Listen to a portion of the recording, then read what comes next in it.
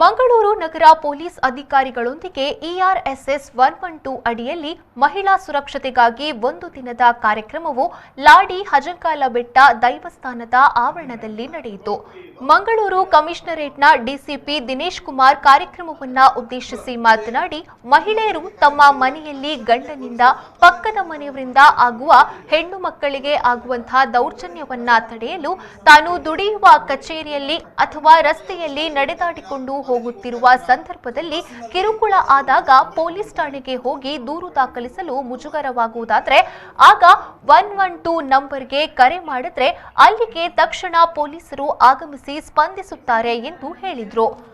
112 ಪ್ರಪಂಚದ ಯಾವುದೇ ಭಾಗದಲ್ಲಿ ಈ ಒಂದು ನಂಬರಿಗೆ ಕರೆ ಮಾಡಿದ್ರೆ ಅಲ್ಲಿಗೆ ಸಂಬಂಧಪಟ್ಟಂತಹ ಪೊಲೀಸರು ಸ್ಪಂದನೆ ನೀಡುವಂತಹ ಒಂದು ವ್ಯವಸ್ಥೆ ಭಾರತದಲ್ಲಿ ಈಗ ತಕ್ಕ ಮಟ್ಟಿಗೆ ಇದು ಜಾರಿಯಲ್ಲಿದೆ.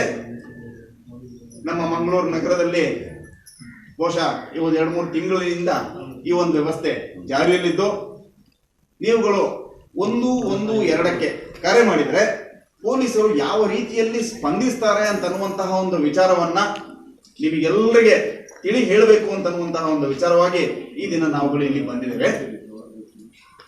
ಎಷ್ಟೋ ಜನರಿಗೆ ಈ ಹಿಂದೆ ಕೂಡ 100 ಅನ್ನುವಂತಹ ಈ ನಂಬರ್ ಪೊಲೀಸರಿಗೆ ತುರ್ತಾಗಿ ತುರ್ತು ಕರೆ ಮಾಡಿದ್ರೆ ತಕ್ಷಣಕ್ಕೆ ಬರ್ತಾರೆ ಅಂತನ್ನುವಂತಹ ಒಂದು ಮಾಹಿತಿ ಹೆಚ್ಚಿನವರಿಗೆ ಗೊತ್ತಿರಲಿಲ್ಲ. ಈಗಲೂ ಕೂಡ ಈ ಒಂದು ನಂಬರಿಗೆ 112ಕ್ಕೆ ಕರೆ ಮಾಡಿದ್ರೆ ಪೊಲೀಸರು ಬರ್ತಾರೋ ಇಲ್ವೋ ಅನ್ನುವಂತಹ ಒಂದು ಹೆದರಿಕೆ ಕೂಡ ಬಹುಶಃ ಇರಬಹುದು. ಇನ್ನೊಂದು ಆ ಬಗ್ಗೆ ತಿಳುವಳಿಕೆ ಕೂಡ ಕಡಿಮೆ ಇರುವಂತಹ ಅಂಗನವಾಡಿ ಕಾರ್ಯಕರ್ತೆಯರು ಮತ್ತು ಗ್ರಾಮಾಭಿವೃದ್ಧಿ ಯೋಜನೆಯ ಗುಂಪುಗಳ ಮಹಿಳಾ ಸದಸ್ಯರು ಈ ಕಾರ್ಯಕ್ರಮದಲ್ಲಿ ಪಾಲ್ಗೊಂಡಿದ್ರು. ಈ ವೇಳೆ ಮಂಗಳೂರು ಉಪವಿಭಾಗದ ಎಸಿಪಿ ಮಹೇಶ್ ಕುಮಾರ್, ಮೂಡುಬಿದ್ರೆ ಪೊಲೀಸ್ ನಿರೀಕ್ಷಕ ದಿನೇಶ್ ಕುಮಾರ್ ಸೇರಿದಂತೆ ಮತ್ತಿತರರು ಉಪಸ್ಥಿತರಿದ್ದರು.